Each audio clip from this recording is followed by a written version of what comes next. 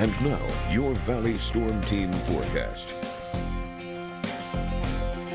6:42, and as you wake up on this Tuesday morning, there is some cloud cover out there, but really more of a concern this morning is some areas of fog. Don't get me wrong, fog coverage has improved, I should say, as we're now just seeing some of the fog coverage worse across western Hidalgo County, eastern Starr County, and that does go all the way up towards the ranchlands with some better conditions in terms of viewing and on the roadways across Edinburg, McAllen, and Harlingen, though there still could be some low-lying clouds, so just factor that into your destination this morning, regardless of what you have ongoing this Tuesday morning.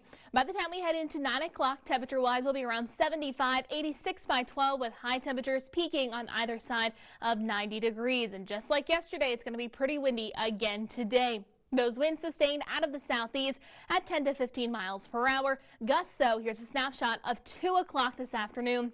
We could see gusts closer to 35 in Bayview, 38 for Port Isabel, 31 for Brownsville, 34 for Weslaco, then 32 for the city of McAllen. In terms of rain, though, we're not really anticipating much during the work week. We could see a disturbance that's going to bring us maybe some chance for rain over the weekend. Right now, I have a 20%, and there could be a couple of stray showers for Friday and Wednesday, though I decided to leave those days still dry, which hopefully we do see some sort of rain from this disturbance as it does move across the state of Texas later this week into the beginning of next week, because we need the rain desperately. Rain totals normally right now are averaging between about 1.5 inches to 2.25 inches. But with that being said, Brownsville, we've received 0.18 inches, 0.09 for Harlingen, and only 0.11 for the city of McAllen.